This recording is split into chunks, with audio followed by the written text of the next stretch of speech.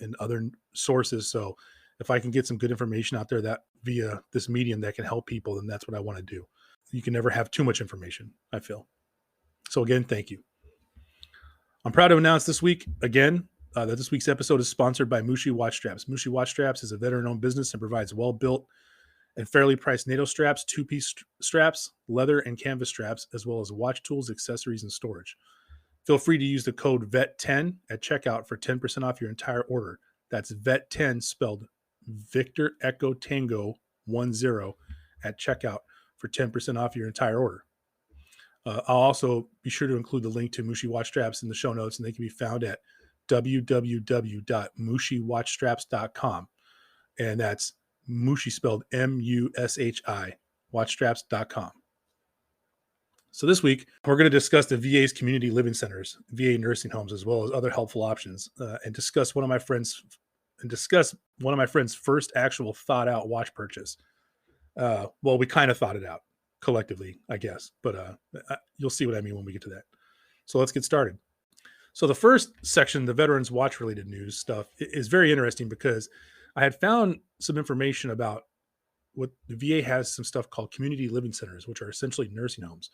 And I thought that was going to be enough for the topic. But when I started digging through it, there's like a bunch of stuff that's related. Like they're not brothers and sisters, but they're cousins kind of topics. So I'm going to run through a whole list of all these resources that kind of relate to community living centers.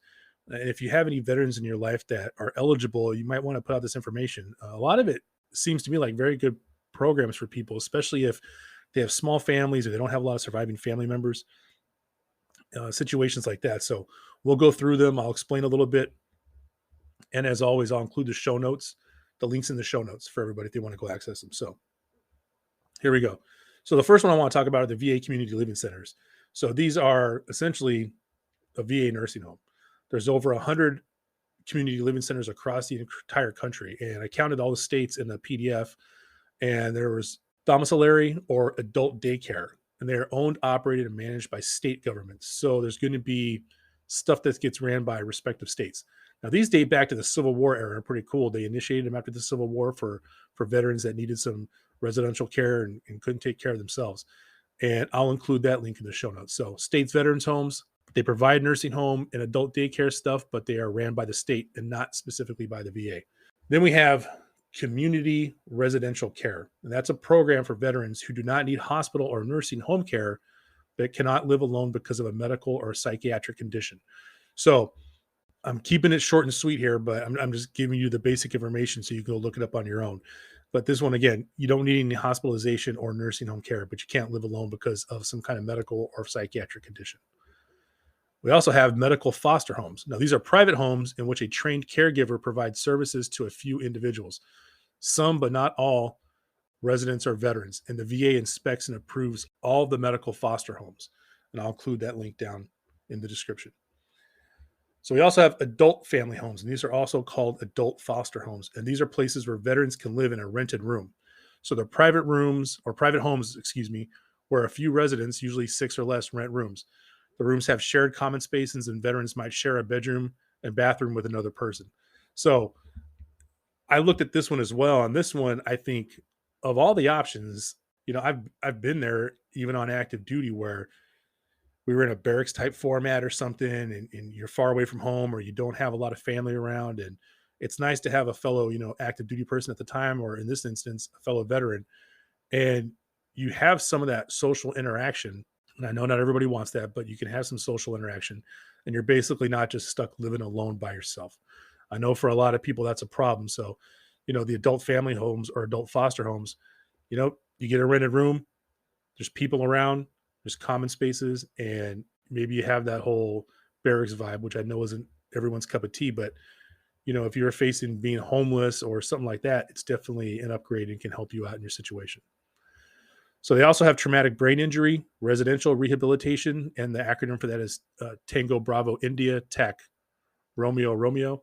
It's a residential rehabilitation program that the VA purchases. If it's $30 a day, you times that by 30, you're talking like $900 a month for rent. But if it provides all the services, it might be beneficial to a person that has a TBI type issue that they're dealing with and to get the help they need. The VA also offers some assisted living facilities, and these are places where veterans can live in a rented room or apartment.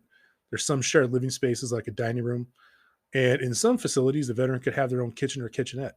It was just crazy when I just went and looked at the community living centers, just how many more options for housing that they provide based on different criteria.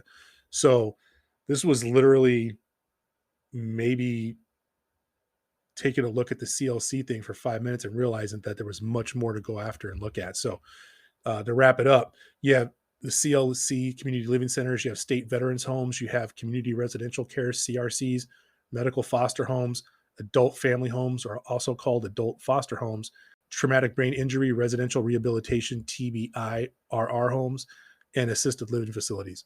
All the links will be in the show note. Please check them out and pass the word on to any fellow veterans that you might know or family members that could use it. Now, on to the watch collected news. All right, so this is going to be slightly different than the way I've done most of my other stuff. Usually I have a script. I'll give you a little peek behind the curtain.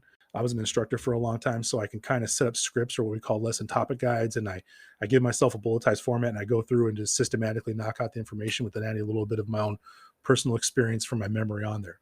So that's kind of what happened here, but it's more of telling a story than it is of providing you information. I just thought it was kind of funny because this is one of my friends' like first real watch purchase. And what I mean by that is he's purchased timepieces before, but didn't give it much thought. He just needed something tough he could wear while he's in uniform, and that's that. And for a while, the whole time I've known him, he's never worn a watch. So he didn't even have one on. I'm going to go tell you the whole story, how we ended up where we're at, let you know what he picked and what he went with, and then any extra little context on the end of that. This section is called my buddy's first real watch purchase. What happens when someone has just enough knowledge to be dangerous? And that someone would be me. So, all right. So there's a friend of mine who I work with who's noticed over the past couple of years my budding love of horology and timepieces. You know, it's like any typical working environment when you sit around and shoot the stuff for 5 minutes. You talk about what you're interested in, blah, blah, blah, blah. And so I've just been, talking about watches a lot and what I've been learning and stuff. So my buddy has, I guess, my friends kind of picked up on this stuff and has asked me some questions about, what he would like or what he should purchase and stuff like that. And I told him, I said, well, it's kind of based off your lifestyle. So we'll get into that a little bit more. I think that my enthusiasm coupled with his budding interest in timepieces set us on a path that ended with us in front of a display case at a store I will not name. But that's where we ended up. So a quick aside, he used a little bit of information that I gave him to research the location that we eventually ended up at. So it's funny that you never know the power of your words until someone, you end up somewhere because of something you told somebody, and now you're going to help this person make a decision. I'll put a quick disclaimer in here. If you're a seasoned watch collector and you've already lived this kind of story or heard this kind of story, then I totally understand if you depart the pattern. But if you're interested, stick around. And if you knew, I definitely recommend sticking around, because if you become a watch collector, this is what's going to happen. This will probably happen to you. So let's get into it. So let's leave the display case real quick that we're sitting in front of and let me give you 5 things that you need to know about my friend that's making this stuff, because I feel like this was very important into helping him make the decision on the watch he chose. Number 1, he's active duty right now. He's currently active duty. You know what that means. I'm not going to name any names. But for the sake of this episode, we'll call him Rich Richardson. And that's an Easter egg. So if you know military movies, I'll give a shout out to my buddy Trevor, who runs a military movie, a podcast called The Theater of War. Give him a check him out. We'll call my buddy Rich Richardson. So number 2, he leads a very active lifestyle. Like, this guy exercises in all kinds of traditional and non-traditional ways, a little bit of CrossFit, surfing, et cetera, et cetera. That means that whatever timepiece he gets, he needs something that's tough, has great water resistance rating, etc. He can't go with anything flimsy or not built to work out and have fun. So the primary criteria that I thought of was, okay, this thing needs to be pretty tough and it can handle some stuff. So number 3, he has an active family life. So he needs a piece that could go from like working on his homestead out to a night on the town with his wife. So looking for something classy but durable, something that can go from point A to point B and not really miss a beat. So number 4, remember we're calling him Rich. He's pretty subtle in his styling. I mean, I usually see him while he's in uniform, but we've done some social occasions. pretty subtle dress. Tends to let his actions speak for himself more than his clothes. He's a very humble dude, but not, but self assured. You know what I mean? Like there's not a lot of arrogance in him. There's not a lot of what I would call cockiness in him. He's just a humble but self assured guy. And I feel a lot of times your timepiece can echo what your personality is on occasion. Not always, but it can. He's also, like I said, not flashy, so definitely no bling on this timepiece. It doesn't mean that the timepiece won't have a little natural bling to it, but I'm talking like, any extra diamonds or stuff like that. And the fifth thing that I took into consideration, that Rich is really well read and appreciates history. And I knew that we'd have to find him some kind of timepiece with a little bit of lore behind it. So to sum that section up real quick, he's active duty. He leads a very active lifestyle. He has an active family life, so he needs something that can play on both sides. And then, he's pretty subtle in his styling, and he's, I would say, pretty cultured as far as, a well-rounded knowledge base. So he needs something with a little bit of history in there. So let's go back to this display case.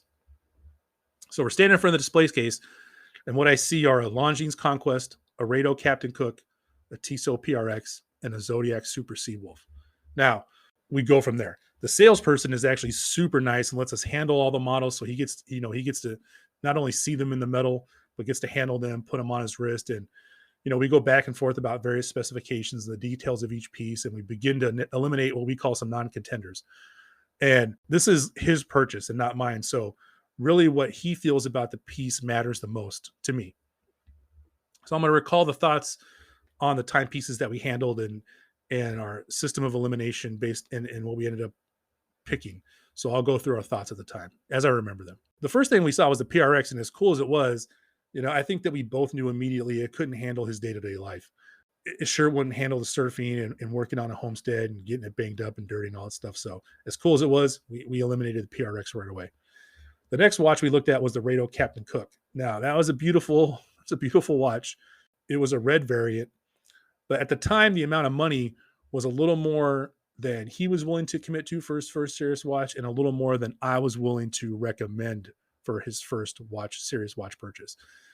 He wasn't super, what I would say is stoked when he had it on wrist and when he looked at it. If he had been over the moon, I would have been like, well, pull the trigger, man. It's your money. Do whatever you want to do. But he just didn't seem very much sold on it. So that had us come down to the Longines Conquest and the Zodiac Super Seawolf. The one thing I remember about the Conquest was it was just a polishing. It wasn't a Hydro Conquest. It was a Conquest. So I'm thinking, I remember him mentioning the polish. It was a little too polished. He was looking for something with more of a matte or a brushed finish. And that's where we end up on the Zodiac Super Seawolf. He put it on. He loved the size. He loved the texture of the case. We both thought the dial was beautiful. There was this whole 1950s aesthetic that he liked. It was just right there. And it came on the bracelet. Nice bracelet, beautiful bracelet. But I told him, I said, look, the lug width is 20 millimeters. You can put any strap on there you want. And I'll talk about that more later. So, he slapped it on, and that's what he settled on getting. And sometimes it's really just that simple. I could tell by the way he was talking and how he was looking at it that this was the piece. I knew enough to explain to him about the respective histories of Longines and Zodiac. And I'm not talking like a dissertation. I'm just talking like, stuff you pick up from watching, again, YouTube videos or reading articles. And I think the last determining factor was, while both those histories are storied, the association Zodiac shared with the military, especially the Navy at times, was one of the defining reasons why Rich chose a Zodiac, because we were talking so fast, I'm thinking like, what did I actually mention to him? Or what did we actually just, I have a funny feeling that was part of it. And, it's a special watch. And the funny thing is that we didn't know it at the time, just how special this Zodiac is, but we soon found out. So the building we're in didn't have the greatest reception ever. So we were trying to like Google search stuff with our phones. It didn't work. Either way, long story short, Rich buys the watch. We get outside, we have better reception, and I start to look up the model number, which is the Zulu Oscar 9209. And let me tell you something, blown away by the results. It is a Super Seawolf modeled off of one of the original Super Seawolves. And the one that was modeled off of was about around 35 millimeters. And that first one offered about 660 feet of water resistance. Now, this new ZO9209 has a more modern styling design, and it's at 40 millimeters, and it offers 200-meter water resistance. So that was on the dial. So we knew that when we picked it up. So I already knew that, like, the 200 meters, that's more than enough for what he needs it for. It takes design elements of the original 1950s design and puts it in there in a modern take. So this thing is beautiful. I'll put pictures in the a follow-on article. And it felt like a true tool watch, when we were looking at it and we're handling it. And then when we did some research on it, we found out that, a bunch of people have described it as a tool watch. And when we looked at it, we're like, yeah, it really is. I mean, you could tell it's a diver, but it doesn't have like the big clunky, which I personally like, dive elements. It's a much more streamlined, I would say, finesse type of design finishing, and in a tight little package. And we realized that it had an STP 313 automatic movement. That's Fossil Group's in-house automatic movement, and everything we read about it, it's a very reliable, handy movement. So we know it's going to work for him. Right now, this is his one watch. He's going to wear it every single day. So, the power reserve, I told him, I'm like, it doesn't even really matter because you're wearing it every day. So the last thing, it's super refined, but a considerate design that pays some homage to the past without like going overboard. And I think that he really appreciated it too. And then we started reading about the history. The original Seawolf was a favorite of early scuba divers. This thing's got a reputation for toughness. It was worn by all kinds of military personnel in the Vietnam War. And if you know anything about the Vietnam War, that is a pretty horrendous environment, and is taxing on a lot of equipment. I'm from the Desert Storm generation, where we talk about sand and all that stuff. Where you're talking about high humidity, tons of rain, tons of water. The jungle environment's pretty rough for Vietnam. So the original model that the 9209 is modeled after was sold in post exchanges, PXs, or we call them Navy exchanges in the States, and in theater during the Vietnam War. So their original pieces, service members were able to buy them there. And this model was currently only sold at PXs or on military bases currently. But I did notice that Hodinkee has some online.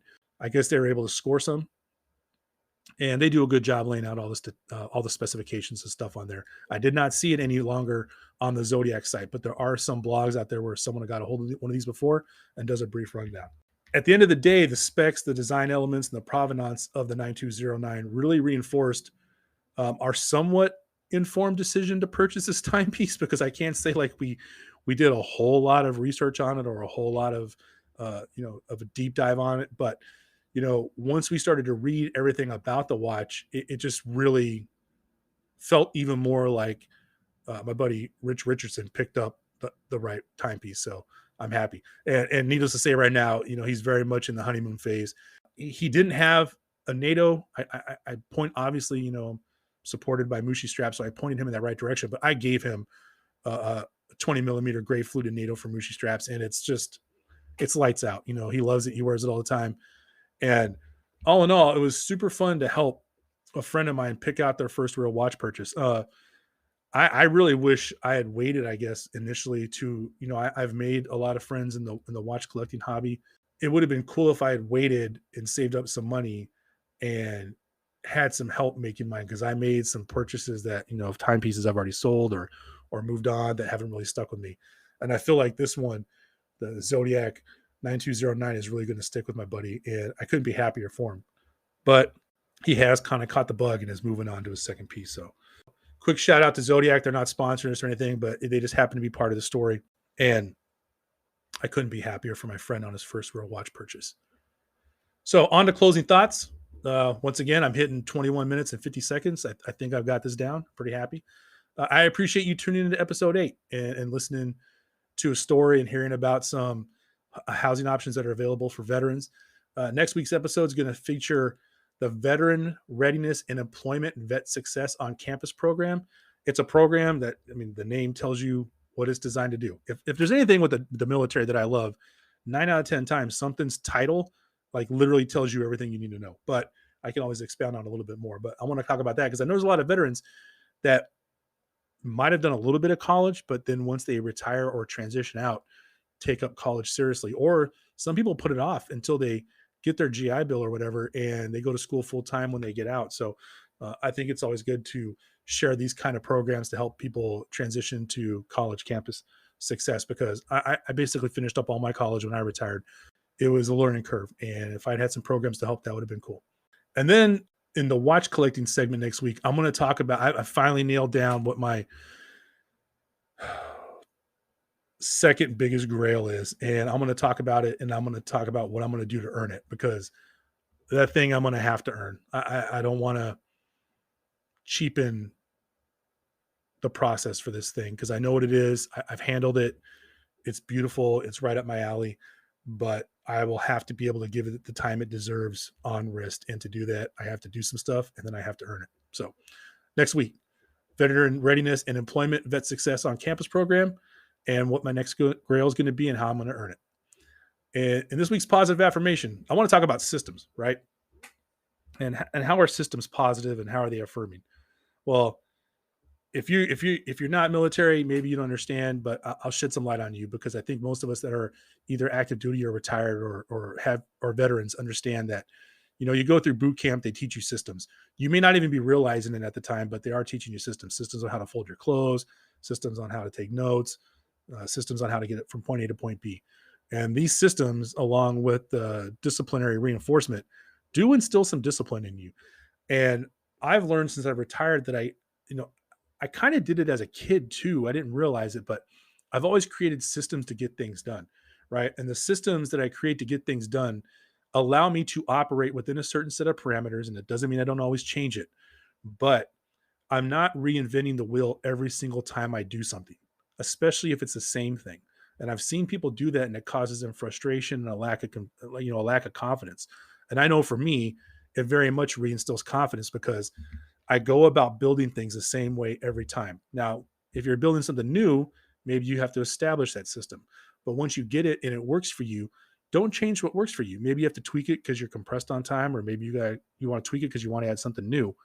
But stick to those systems and rely on them, and allow those systems to allow you to build your self-confidence, to where if you have to do something in a pinch, you can flex that system to get you where you need to go, right? Have the confidence in your ability to create for you so you can create for others. And that's what I use systems for. So that thought came to my mind. I wanted to share it, and I hope that leaves you with a good day. And another quick reminder that episode 8, I appreciate you turning in. After episode 10, I'm going to take a 1-week break. I want to work on, again, scheduling stuff, doing some photography practice. I got a new camera that I want to break in, and better prepare the podcast for some interviews and stuff like that after episode 10. So just giving a quick and friendly reminder. And as usual, remember, at watchrolling.com, you make the watch. The watch doesn't make you.